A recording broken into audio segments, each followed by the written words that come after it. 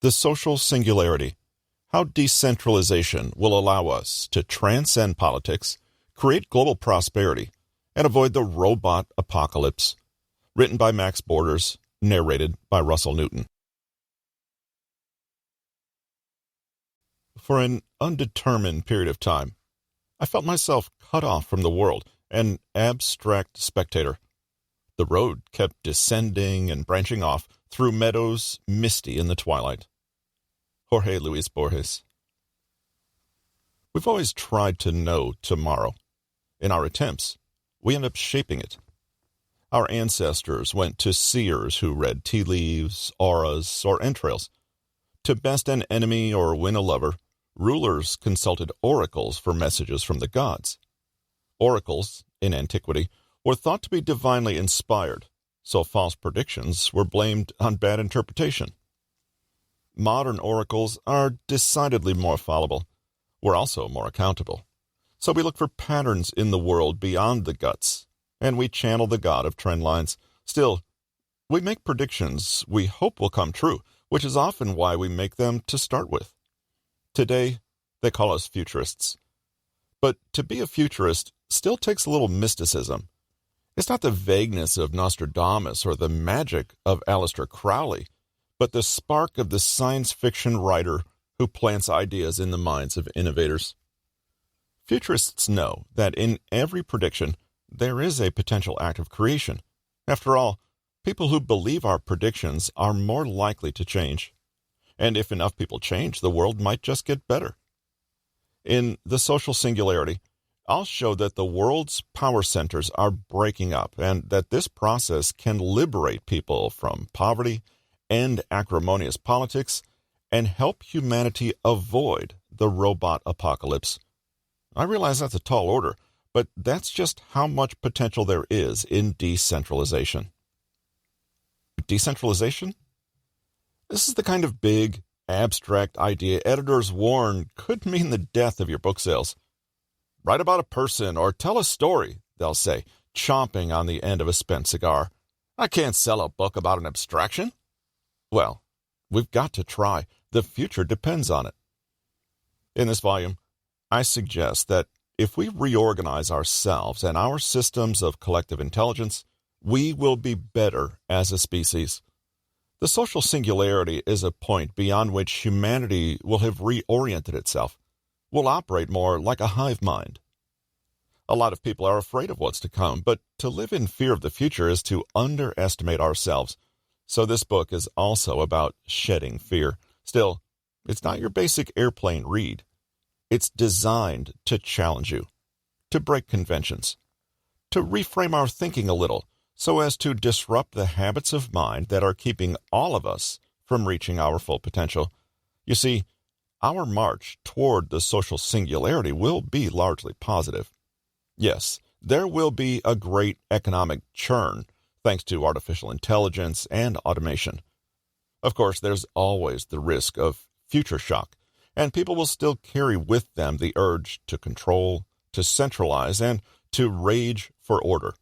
But technology is helping us to become far more collaborative, and there's more ordering power in that force than in any demagogue with a standing army. I'm not a passive chronicler of events. Behind this book lies a deeper purpose, a mission that is the wellspring of my thinking. If you're comfortable with all these caveats, I invite you to join me in exploring a new set of forking paths into the future. For as soon as we take those first steps on any path, we're engaging in acts of creation, for better or for worse.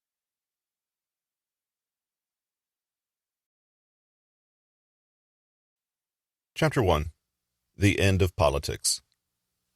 The spectacle is not a collection of images, but a social relation among people mediated by images. Guy Debord. If you're reading this, chances are you own some sort of mobile computing device. Maybe you haven't given up paper books entirely, but you're surely tethered. I suspect you check your device at least twice a day, if not twice an hour, and I'd bet you have at least 50 apps. Now, imagine you wake up one morning turn on your device, and realize everything has changed. Where before there were 50 or more applications, there are now only two, a red app and a blue app. It seems the apps compete for processing power, so now the device runs more slowly and less efficiently. And on this operating system, call it DOS, or Democratic Operating System, only the red app and the blue app run. Though the device advertises compatibility with other apps, everybody finds DOS only seems to work with the red one and the blue one. You're understandably frustrated with your device, especially as you remember a time when it ran much better, had far more options, and allowed you to customize it according to your needs and preferences. This thought experiment is meant to help us reflect on our sociopolitical status quo, not on who's in charge, not on the next election, but rather upon the system itself. Why? Because there seems to be a collective illusion that a democratic republic is as good as it gets.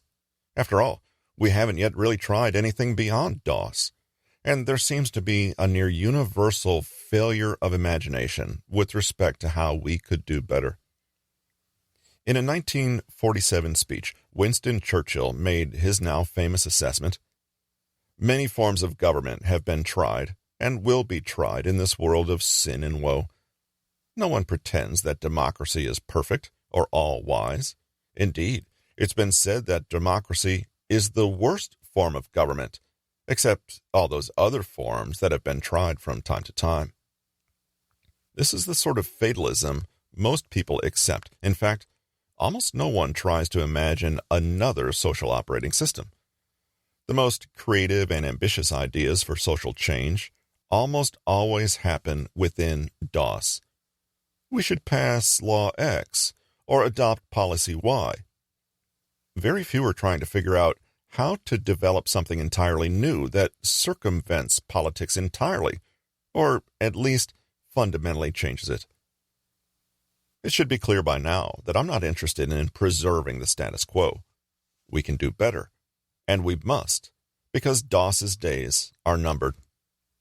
For a lot of people, this will be unsettling. Some readers will scoff.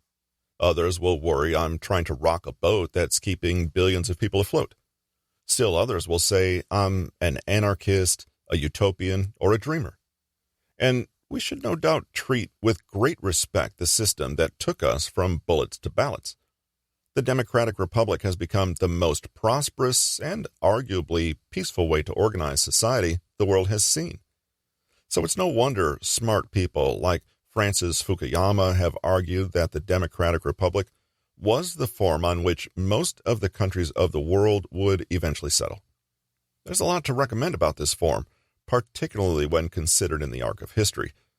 But there's a lot wrong with DOS, and whatever happens after DOS should be a welcome upgrade that addresses what doesn't work about this particular social operating system, all while introducing new functions, new features, and a new paradigm of human social interaction.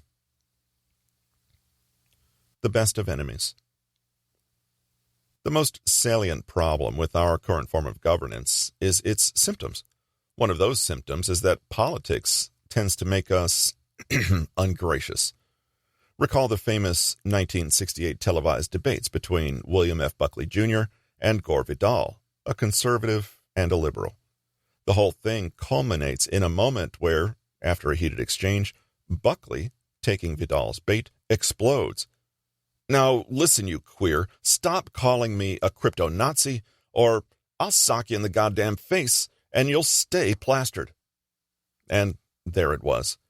The dandies of the left and right reduced to ad hominem attacks, almost coming to blows. Nielsen loved it because ratings soared, and politics as primetime blood sport became an American pastime. Matters only got worse with the arrival of the internet. What we thought would be a tool to bring out the best in us, such as creativity and collaboration, which it has been, has also become a platform from which people can hurl insults at those with whom they disagree, then easily retreat into partisan echo chambers. According to a documentary about Buckley and Vidal called The Best of Enemies, both died with the poison of political and personal animus still in their spleens. And as Americans continue with politics basically unchanged, though with social media magnifying any spectacle and offering everyone a bullhorn, the symptoms of partisanship are getting worse every year. This polarization is happening to all of us.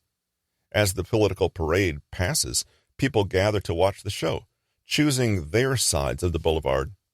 In so choosing, they self-segregate. Tribal affiliations are on display. It's a natural human tendency with deep roots in our evolutionary past. In an experiment, even people predisposed to favor members of their own race turned out to be biased in favor of people randomly assigned to wear the same team's basketball jersey as they were, even when those people were of different races, and against even people of the same race if they were wearing a different team's colors. As science journalist Sharon Begley points out, we team up with people according to whether they're likely to be an ally or an enemy. That illustrates how tribal we are. We are wired to be divided. Politics brings out the worst in us by tapping into these tribal tendencies. Sure, trading barbs is better than trading bullets. We all know really nice people who participate in stinging or acrimonious exchanges online.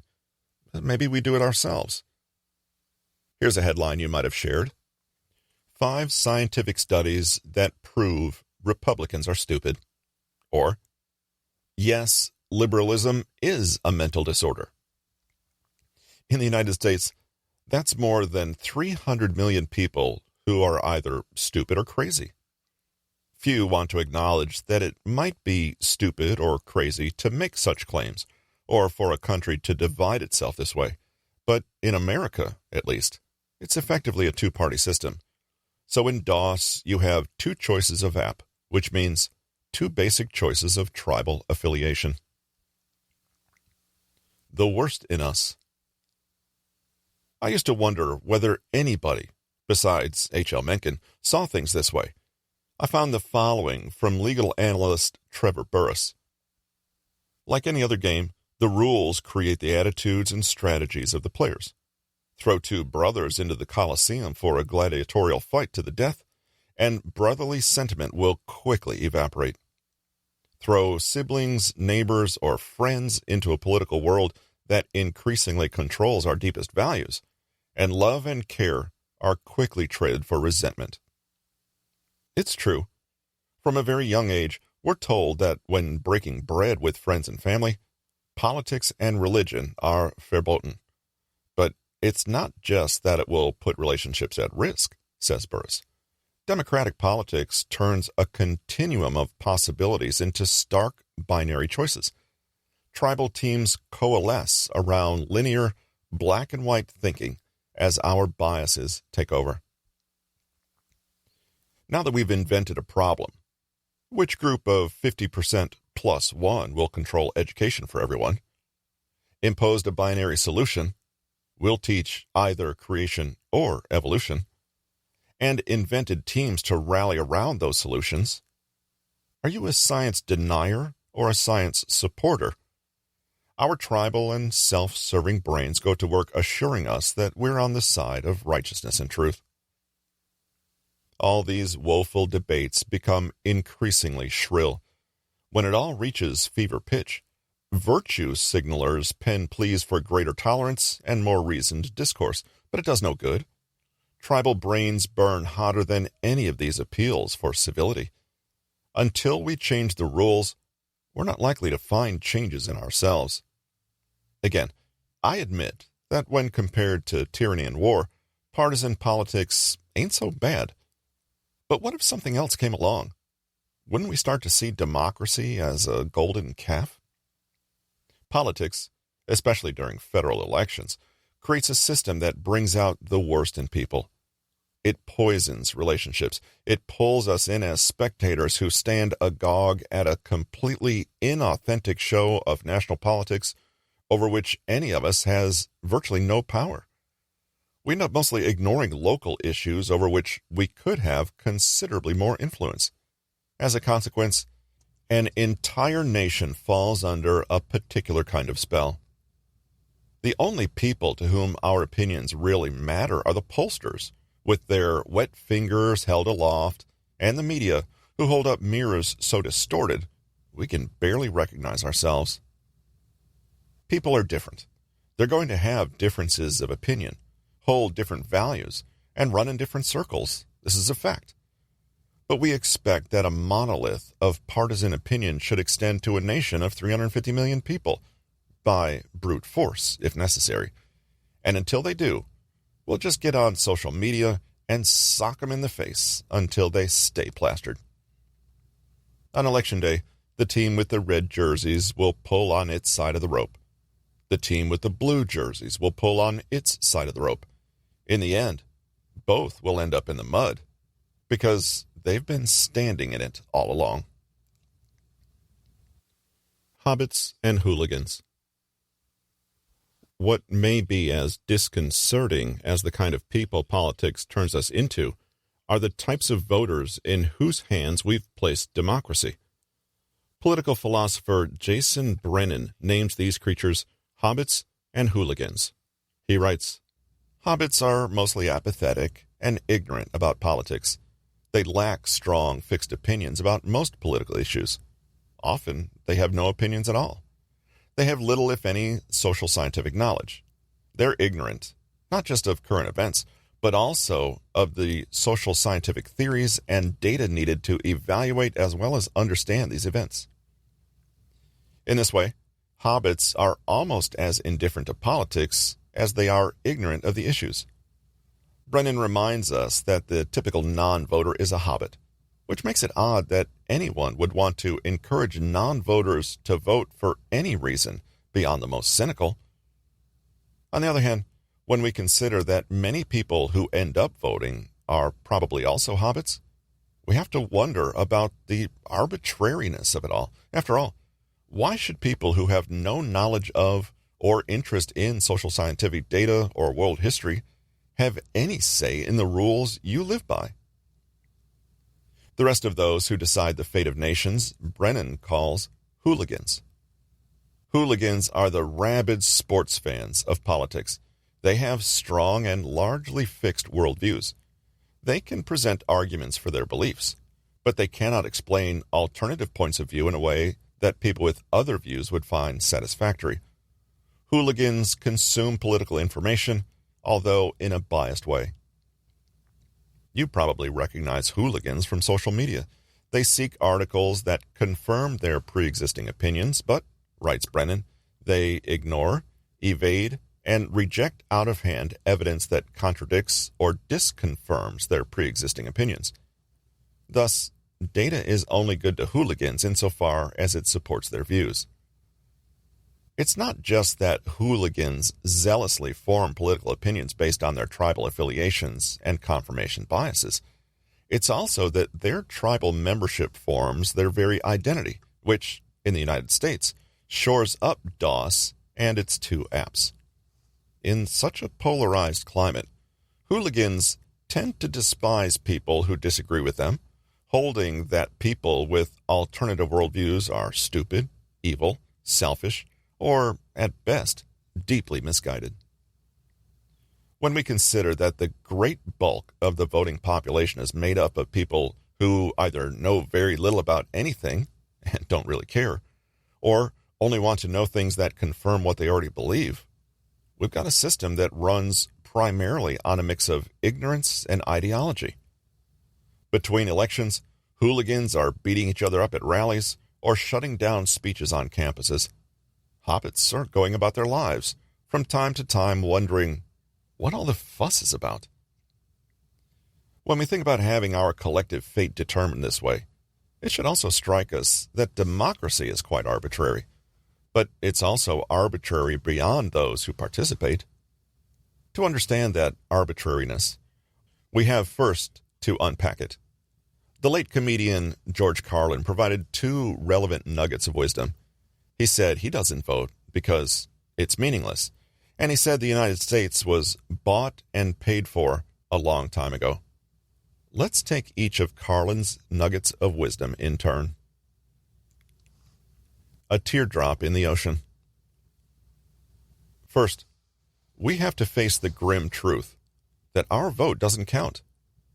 I realize that in 4th grade, Mrs. Crabtree taught us that voting lets our voices be heard. But that's not really true. It's akin to thinking the drummer hears you when you yell at him from the nosebleed seats of Madison Square Garden. The purveyors of these sorts of untruths probably don't realize they're spreading untruths. If they do, they think they're only repeating little white lies, like telling a child Santa Claus is real.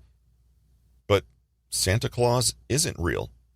Your vote doesn't count. Crying a single teardrop into the ocean will not determine the fate of high tide, and the drummer playing Madison Square Garden can't hear you scream. To be fair, though, some brilliant people disagree. Techno-evangelist Clay Shirky thinks democracy is the best we've got right now, so we're duty-bound to rock the vote. Not a protest vote either. You have to pick the red app or the blue app. It doesn't matter what message you think you're sending, because no one will receive it. No one is listening, writes Shirky. The system is set up so that every choice other than R or D boils down to, I defer to the judgment of my fellow citizens. It's easy to argue that our system shouldn't work like that. It's impossible to argue it doesn't work like that. The problem with Shirky's claim is it doesn't matter how you vote. Even if you vote R or D, no one's listening. One might argue matters are slightly improved in the parliamentary system, but not in the U.S.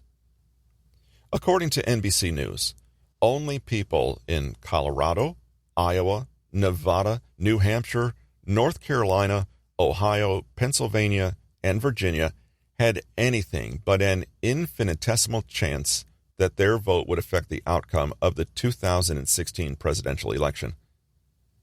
Any given voter had a better chance of being struck by lightning on the way to the voting booth. As Forbes columnist Jim Pagels puts it, the most generous estimates claim you have a 1 in 10 million chance of being the deciding vote in a presidential election, and that's only if you live in a swing state and if you vote for one of the two major parties. Overall, the estimate is roughly 1 in 60 million. Let that sink in for a moment. You're almost 100% assured you could switch your vote in every major election throughout your life, and the outcome would be the same.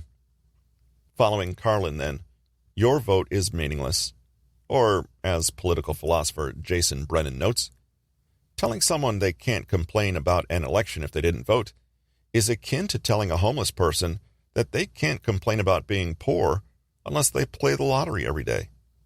Ouch. But matters are even worse. The unicorn problem. Duke University political economist Michael Munger deepens our political nihilism with what he calls the unicorn problem. The problem is not just with voting, he explains. It's with the very idea of the state as a steward of the true, the beautiful, and the good. Munger continues, if you want to advocate the use of unicorns as motors for public transit, it's important that unicorns actually exist, rather than only existing in your imagination. People immediately understand why relying on imaginary creatures would be a problem in practical mass transit. But most people can't see why the government they imagine is a unicorn. So to help them, Munger proposes what he humbly calls the Munger test. 1. Go ahead, make your argument for what you want the state to do and what you want the state to be in charge of, or the message you want to send. 2. Then go back and look at your statement. Everywhere you said the state, delete that phrase and replace it with politicians I actually know running in electoral systems with voters and interest groups that actually exist. 3.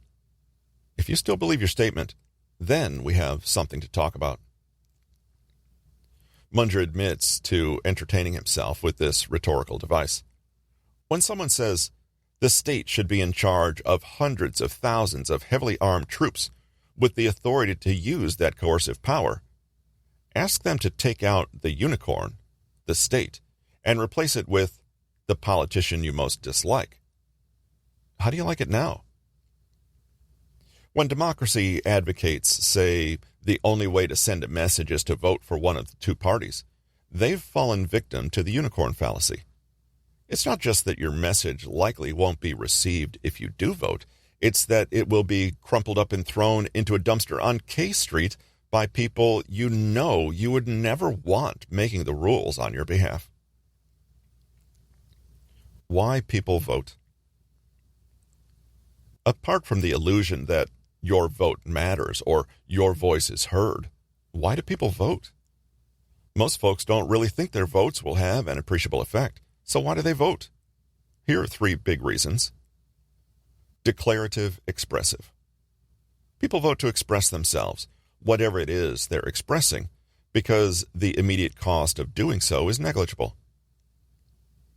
Ideological, utopian. People vote in accordance with some abstraction, a wished-for state of affairs, ideal, or unrealizable utopia. Tribal coalition. People vote in solidarity with those they perceive as their in-group, team, or tribe. As you might have figured out, these are some of the psychological bases of political hooliganism. But you might be wondering, what about people who are interested only in the truth? What about people who are calm, rational, and willing to suspend judgment about candidates and policies until they have enough information to determine logically whether said candidates and policies will work in the interests of the public good? Brennan calls these types Vulcans, and they are as rare as they are irrelevant. Maybe we can imagine a system in which only Vulcans could vote, say, after passing some Vulcan exam acceptable as a standard by non-Vulcans. But even if you could get beyond the inherent elitism in such a suggestion, it's not clear that any social science wielded by Vulcans would generate a better form of government.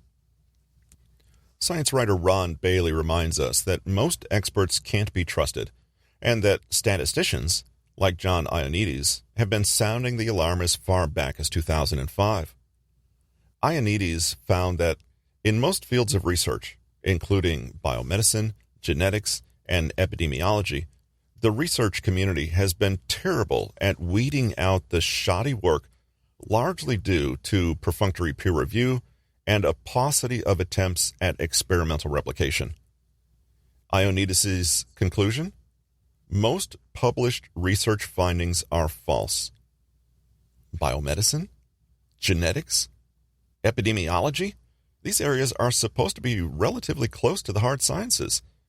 They aren't squishier social sciences like economics, social psychology, and political science. In response to democracy's shortcomings, Brennan proposes a system he terms epistocracy, which suggests governance by those who are slightly more competent on matters with which they are more familiar. We should be leery of Brennan's proposal, though not because life wouldn't be marginally better than it is under the system we have now. Maybe things would be better for a time.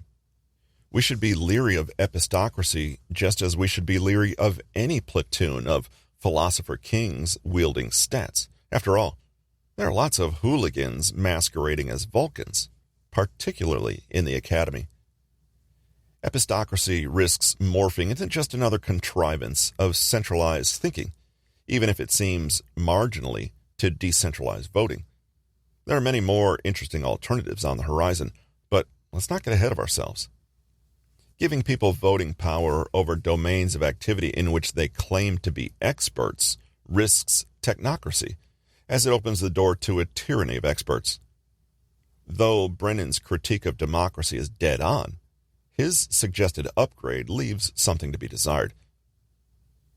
Now, let's turn to George Carlin's second nugget of wisdom, the idea that U.S. politics was bought and sold a long time ago.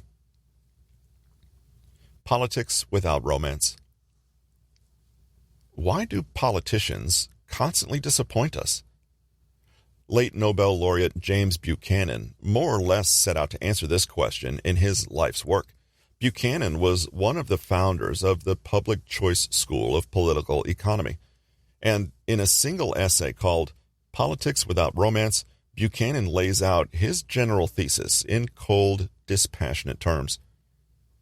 If the government is empowered to grant monopoly rights or tariff protection to one group at the expense of the general public or of designated losers, it follows that potential beneficiaries will compete for the prize. And since only one group can be rewarded, the resources invested by other groups, which could have been used to produce valued goods and services, are wasted. Those who are supposed to represent you are playing a game that tends to benefit favored groups. Read, not you. Much of the growth of the bureaucratic or regulatory sector of government can best be explained in terms of the competition between political agents for constituency support through the use of promises of discriminatory transfers of wealth. As much as we wish the forces Buchanan identifies weren't the most powerful forces in politics, to think otherwise would be, well, romantic. If the Munger test reminds us that people you don't like hold actual power, public choice economics reminds us that people we don't like get power and then auction it off to corporate or bureaucratic interests. In other words, once all the hobbits and hooligans' teardrops have been counted, the incentives of the Democratic Republic are less about those creatures' good and more about money and power mixing to gain advantages in their respective domains. That's why money and power are so attracted to each other. Even the most ardent do-gooder in office has to engage in horse trading to get anything done. You might call it selling out. She might call it political survival. Local knowledge. From time to time, politicians do try to do what they think is in the public interest. That's difficult, though. What, after all, is the public but a whole lot of people, each of whom differs from the others? And why should a lawyer from Manhattan have anything to say about the operations of a ranch outside Missoula? As our society becomes more complex, it becomes even less plausible to think that people in distant capitals have the requisite knowledge to plan for anything so far away from their spheres of understanding. And this is true even if the people in question are Brennan's Vulcans. As Friedrich A. Hayek famously reminds us, science is not the sum of knowledge.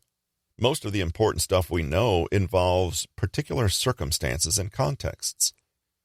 Knowledge of specific circumstances, or local knowledge, is the most important and overlooked feature of complex societies. And, as we become more complex, we'll have to develop sense-making apparatuses and forms of collective intelligence that can handle this complexity.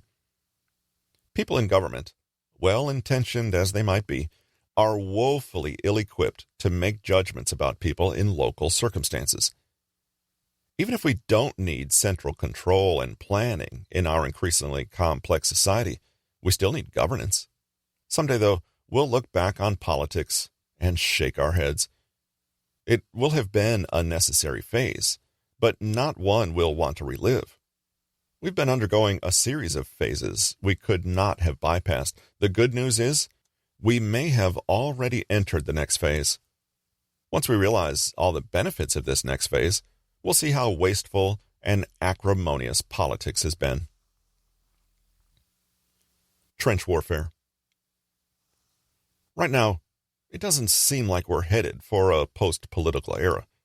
Most people are so locked into the political paradigm that arguments about who is to fund whose birth control and whether the city's school system should get another bond seem bigger than life.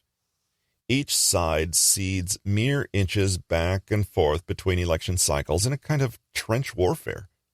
Such is the nature of politics, and in politics, the only thing we share anymore is a desire to take and hold on to power. The party that has the ring rules the land, at least for a while. The other side snatches power back sooner or later, and the whole thing starts all over again. Yet, Each side's adherents labor under the idea that if they can just get and keep the ring, they'll use it to good ends. We'll give it to the right people, they imagine. The right people are incorruptible. We're still waiting for the right people. So we go back to that titanic tug of war. Time and energy we could use on creative activities we spend locked in counterproductive struggles. We polarize, we argue. Our tribal coalition natures, as well as our unwavering belief in our own laundry lists of values and virtues, divide us in ways that go deeper than party affiliation. One side wants to take away the guns and the sugary sodas, and the other wants to pray away the gay. The rest of us simply hang out at the margins. People can scarcely talk to each other without spitting venom. If there are any beneficiaries to this tit-for-tat, they're rarely the ones who send their prayers up in the voting booth. A parasite class of special interests reaps most of the rewards because the real action is on K Street. For the rest of us, politics is at best a spectacle, a kind of team sport. Was all this struggle necessary? Yes. And again, there's been virtue in such a zero-sum game. Politics is a way to fight somewhat humanely over the control of hierarchy. The American Republic was, in certain respects, designed to create checks between factions and parties by setting them against each other. Ballots beat bullets and all that. It was thought of as a necessary evil, an alternative to the subjugation of people, which came from monarchy, feudalism, and aristocratic privilege. In the Federalist Papers, James Madison expressed concern about the mischiefs of faction found in democracies of various sizes. The Constitution is designed to temper the consequences of faction, even as the man known as its father acknowledged that the causes of faction cannot be removed. The Democratic Republic was thus a kind of rationally conceived operating system, forged in compromise after a revolution provided an opportunity to start fresh. From another perspective, the development of the American-style republic was a phased transition. In other words, the Democratic Republic was likely to have arisen at some point due to the world's becoming more complex. Some revere the founding as the explication of timeless principles the founders discovered using reason, and yet we know the founders were crafting rules at a certain stage of technological development and in a certain historical context. They were moving headlong into a future informed by reasonable assumptions about human nature and the new circumstances in which people found themselves. To understand this stage and prior stages, it will benefit us, first, to take our time machine a little further into the past, then zip back. The rise of hierarchy. For millennia, our ancestors roamed the African steppe. Early humans were hunter-gatherers, anthropologists say, and as those ancestors succeeded at hunting and gathering, their numbers grew. But the world was no Garden of Eden for long, if it ever was. Life became nasty, brutish, and short.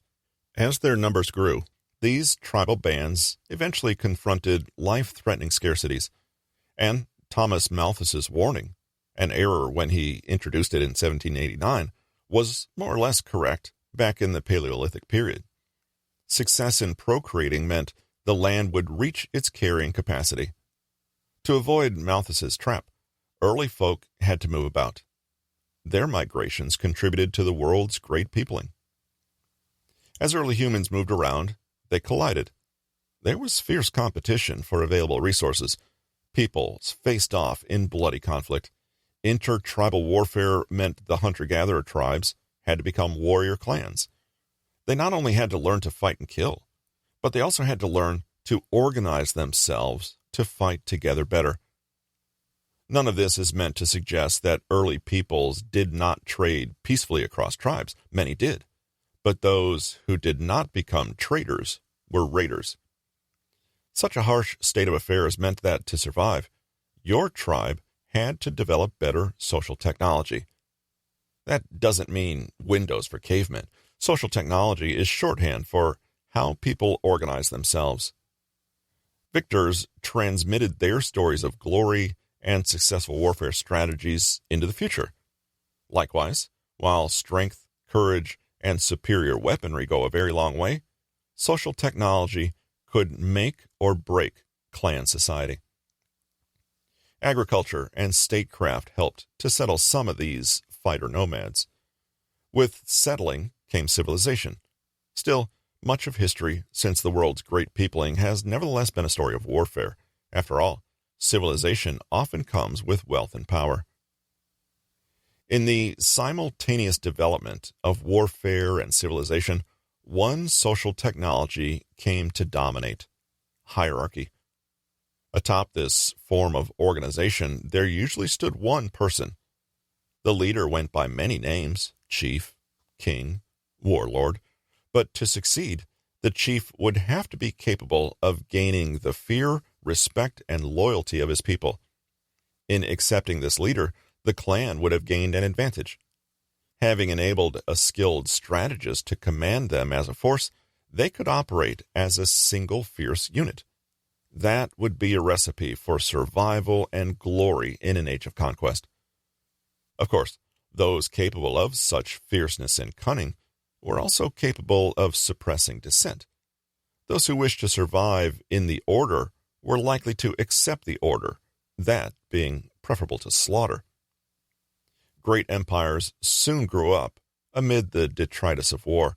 The clan king became a god king. The administration of empire required more layers of hierarchy, which meant delegating power to satraps and governors. The emperor would issue commands to subordinates, and those commands would be carried out by their subordinates in the chain of command. Patronage relationships became the norm. The order of those lording power over others took on religious dimensions. Values such as loyalty, honor, obedience, and patriotism firmed up the hierarchy. Without such values, the structure could have been weakened by either internal dissent or better organized enemies.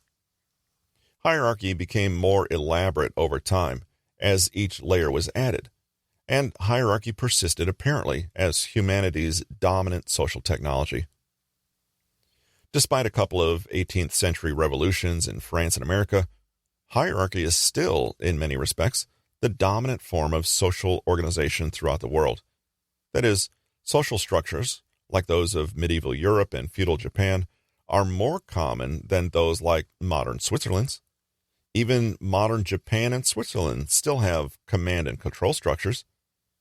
The United States, that great beacon of freedom, now bears a striking resemblance to the Roman Empire.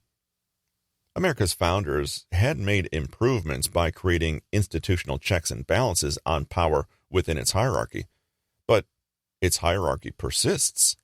The question then, is it long for this world? Better all the time. Now to the present. There is no doubt too much war in the world today.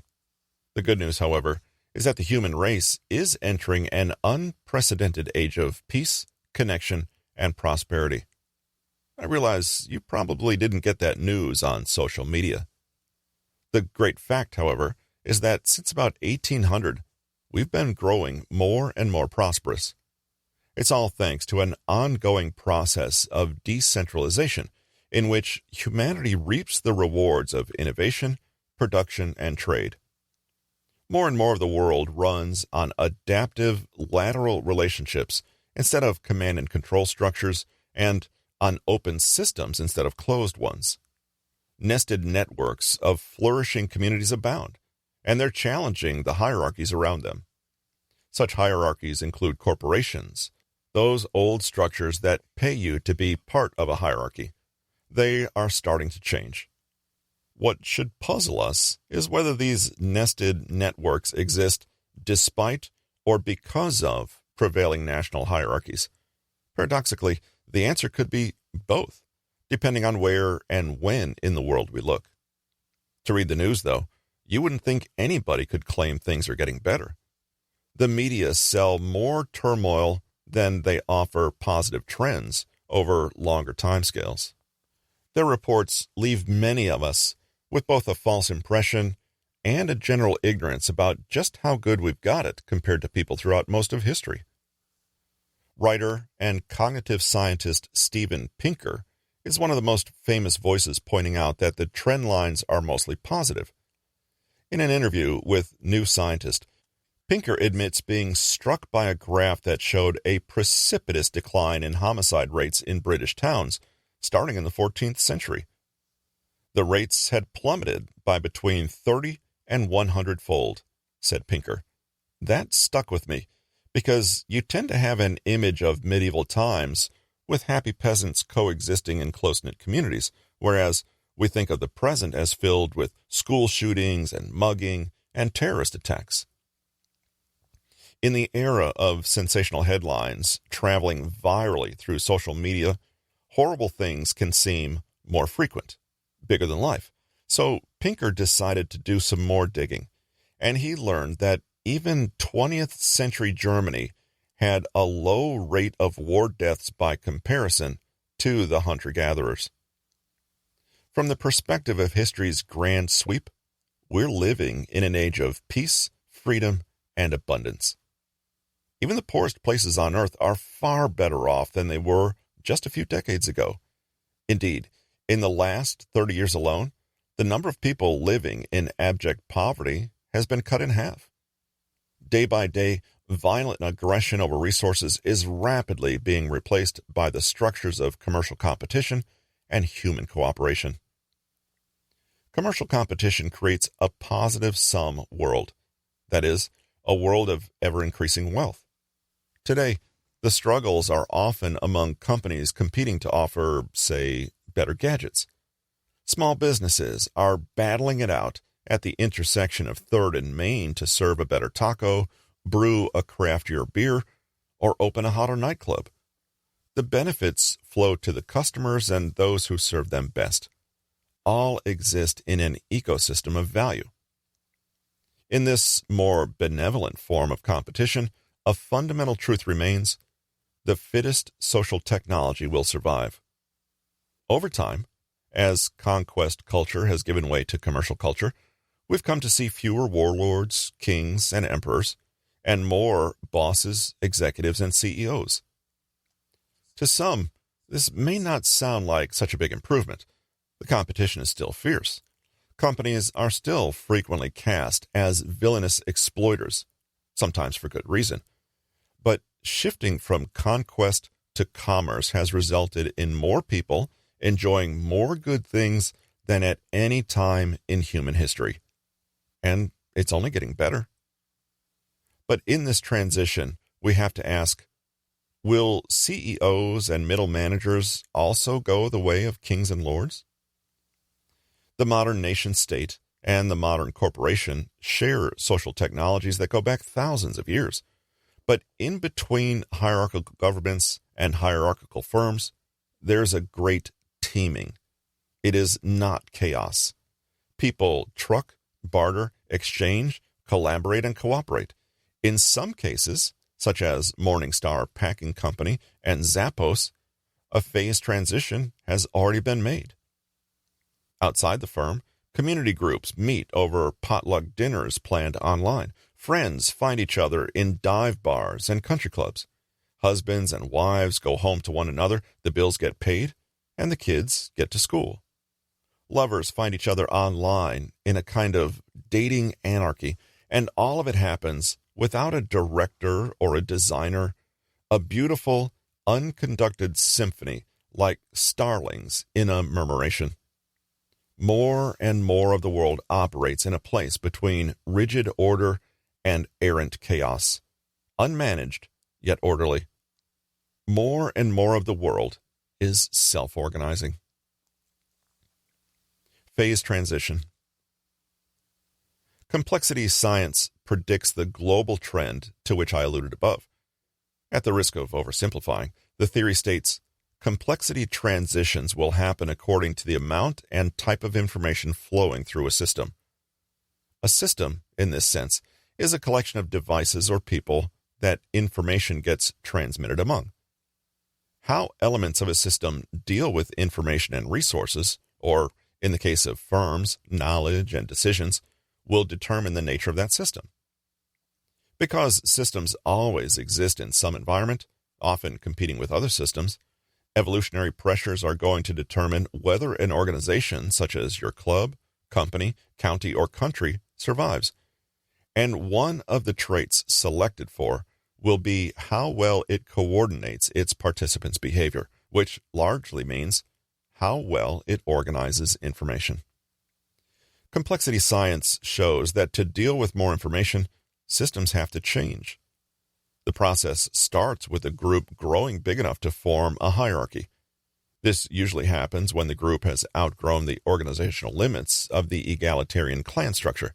As more power gets delegated, extending the chains of hierarchy, the system becomes more complicated. But the hierarchy can only handle so much complication.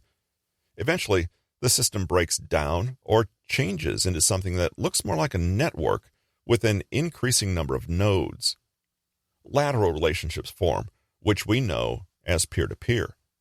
Decision-making power spreads down and out, and this hastens the complexity transition. Yanir Bar-Yam literally wrote the textbook on complex systems. He describes the process that unfolded historically. Ancient empires replaced various smaller kingdoms that had developed during a process of consolidation of yet smaller associations of human beings.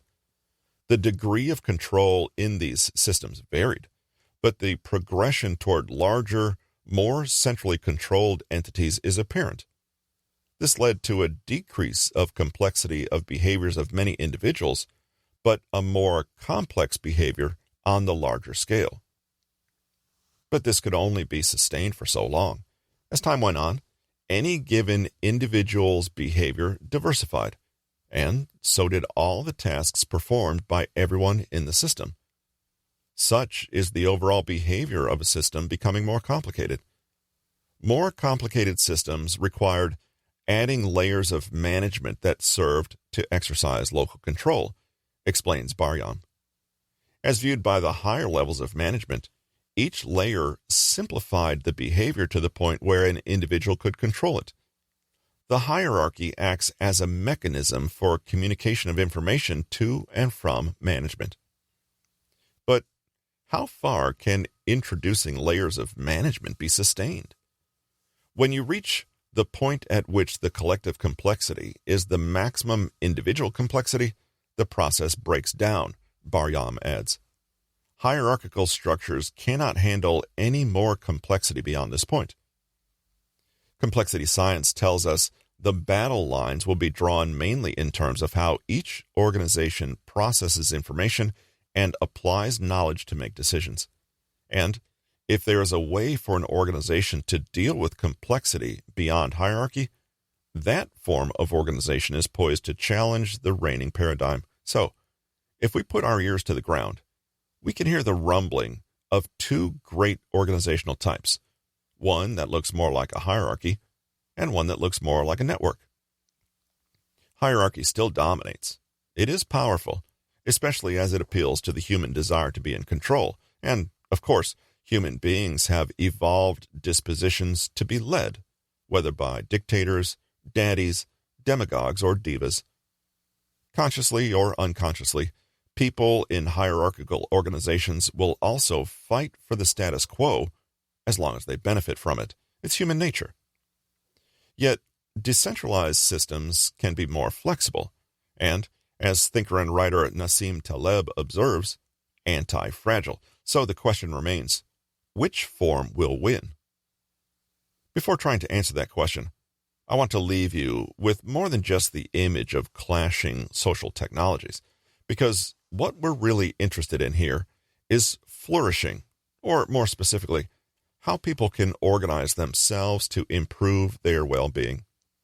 The extent to which we can organize ourselves to be happier, healthier people is the extent to which we can organize ourselves to create more peace and prosperity. Hard to believe? Despite some of the wrenching changes that will be brought about by this coming clash of systems, a more abundant and humane world awaits. Founding Redux. In thinking about phase transition, though, the American founding still looms large. The American Republic, and many democratic republics since, were brilliantly crafted systems designed to maximize freedom and limit the excesses of hierarchy. Or, put another way, documents like the U.S. Constitution put forth answers to the question, what sort of political order can be created to unleash as much human autonomy as possible? But our operating system, as operating systems will, has become buggy, strained, and outdated. Not only are people becoming weary of a system designed to pit people against each other with a crude majoritarian calculus, but new systems are being developed to accommodate phase transition. Indeed, some of these systems don't require the permission of authorities. They arise from technologically connected people along the lines of what James C. Scott describes in Two Cheers for Anarchism. More regimes have been brought piecemeal to their knees by what was once called Irish democracy, the silent, dogged resistance, withdrawal, and truculence of millions of ordinary people than by revolutionary vanguards or rioting mobs. Some will try to argue that an uncorrupted social operating system, i.e. the one originally conceived by the founders, would be a lot better than the versions we have now, adulterated, as it has been, by dubious legal interpretation. I'm sympathetic to that view, but it would be difficult, if not impossible, to debug the program and bring back the founders' constitution. And, happily, we have better options. For the first time in history, technology and culture are providing more and more opportunities to create new systems and migrate among them. Indeed, it used to be that to change systems, one had to migrate quite literally, to pick oneself up and move to another jurisdiction. And that, too, is an increasingly viable option. But migrating between systems is also something that, these days, you can do from your sofa. And this ease has profound implications. The authoritarian urge. Before closing this chapter, we should give a final doff of the hat to the Democratic Republic.